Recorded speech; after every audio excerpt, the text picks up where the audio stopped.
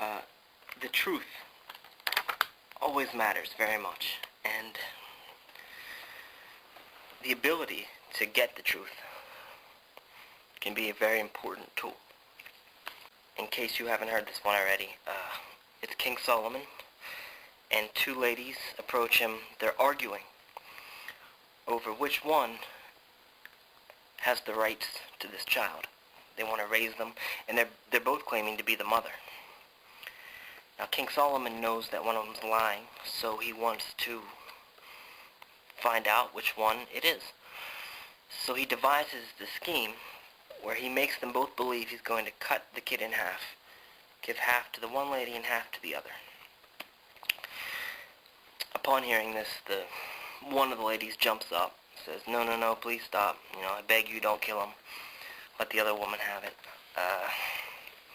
And Solomon deduces from this that this woman really cares about the kid, wants to save its life. In fact, she should have the rights to raise it. He may even deduce that she's the real mother. But that's how he worked to get the truth. Now, you might find this story a little extreme or fantastic, but at the heart of it is mechanism design. Mechanism design is, quite simply, it's the art of creating a game or a situation in which the players, who are all acting as humans do, rationally and possibly for their self-interest, the game's designed so that when they all interact, do their strategies or what have you, a desirable outcome is achieved. And a lot of times, and these are my favorite times, mechanism design involves designing a game where the truth comes out, where you find the truth, like in the King Solomon example.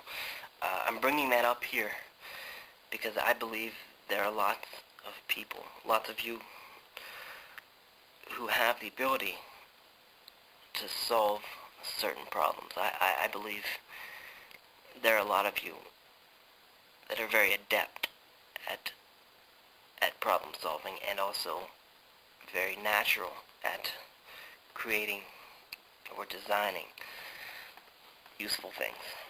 And mechanism design is just something that's useful for that. In fact, if it's a great way to spend your time, if you're looking for something to contribute towards or something. It's very, very smart, I think. So, I'm going to give an example. Thousands of examples I could choose from. This one comes to mind. Let's say you have a good and you want to give it to a person that values it the most. You want to give the good to someone who appreciates it the most. It's very possible. Government has to decide how to divvy up funds and whatnot, so it's very useful. The problem is you don't really know who values it the most. People have different valuations. You don't know. They're private. You don't necessarily know, and you can't necessarily ask them because they may have an incentive to lie. They may want to give a higher value than what is their actual value. Maybe because they want it more than they need it. For whatever reason, though, people might not tell the truth. So, mechanism design hopes to design a game that somehow brings the truth out of them. And let's see, one solution comes from this guy, Vickery. He's a Nobel laureate. I'm sure his work here in mechanism design is part of that.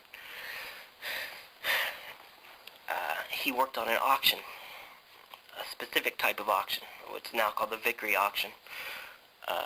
The way it works is you have the good and you auction it off, and all the people who may get it have their own private valuations, probably different for every person, and they put in a bid for the good.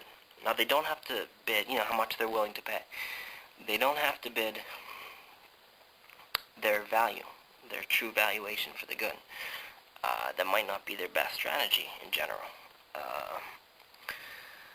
Like if you were at an auction, let's say you valued the good at $100, If $70 does the trick and gets you the good, you'll probably go for that. You get all the surplus. It's good for everyone. In this auction, they're allowed to bid whatever they want. Could be anything. And the rules are, it's a private bid, so you put it in an envelope and give it to the auctioneer. So no one knows anyone's bids. It's just one shot. Everyone puts their bids, submits them to the auctioneer, and he reads them all. Auctioneer, and he decides who gets the good this way. And here's the rule of the game, the outcome rule. Whoever has the highest bid, whoever submitted the highest bid, that person gets the good. But, and this is where it differs from maybe auctions that you're used to, the highest bidder gets the good, but they don't have to pay what they bid.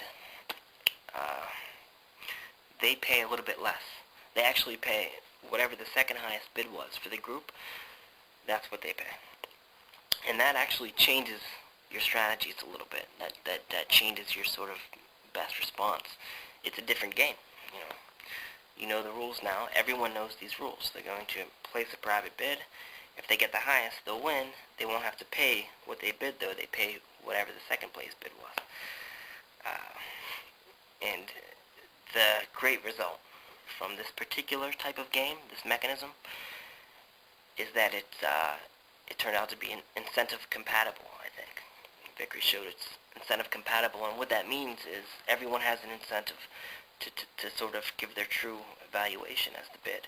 In other words, there's an important result. I mean, he's a Nobel laureate, so I don't have to qualify his results, but in other words, all the players act in their own self-interest and try, possibly selfishly, but they do what people do in games, and the result is a bunch of bids that happen to be the valuations of each of the people. It's a remarkable way to find out the truth about what people value. And don't get caught up about, why would the seller accept that? Why would he want to sell the good and only get the second bid? This actually has nothing to do with the seller. This is all about extracting the truth, and it does that perfectly. That particular mechanism does exactly what it's supposed to. It extracts the truth. In fact, it doesn't even really matter after the fact if they follow through with those rules. The goal is to get the truth. I mean, they could just give the good to the highest bidder and not ask them to pay. It's not necessary after the fact. All that matters is during the game, they believe they would have to pay. And that makes mechanism design, I think, very powerful to solve lots of problems. Because sometimes it's easier to get people to believe something than it is to follow through with it. In the King Solomon problem, he didn't necessarily have to follow through with cutting the kid in half if it came to that. He just had to make sure they believed that that would be the rules. So it's very powerful. So, mechanism design, I think it's very useful. It has all kinds of... There are nuances, but there's a lot of room for creativity. I believe a lot of you would be good at this and may not even know it. Because it's useful anywhere you want to find the truth. It's good for, King Solomon used it just to see who the real mother was. You could look for, maybe you want to know the truth about financial needs and who needs the most government help with money, because government has to decide how to distribute welfare money. People have a incentive to lie about that. They may want to lie about it. So mechanism design can help extract the truth there, put them in a certain game-like situation. And finally, voting. Voting is another mechanism. How do I want to say this? I don't mean this as a political statement at all.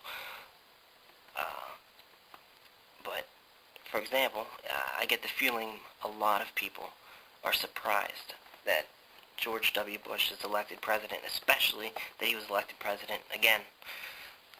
I think his approval ratings are consistent with that. But I do believe it's true, and if it is true, there's nowhere else to turn but the voting mechanism. It's flawed, fatally, if that's the case. If the outcome of the voting mechanism does not reflect the truth, what's the point? Cheers.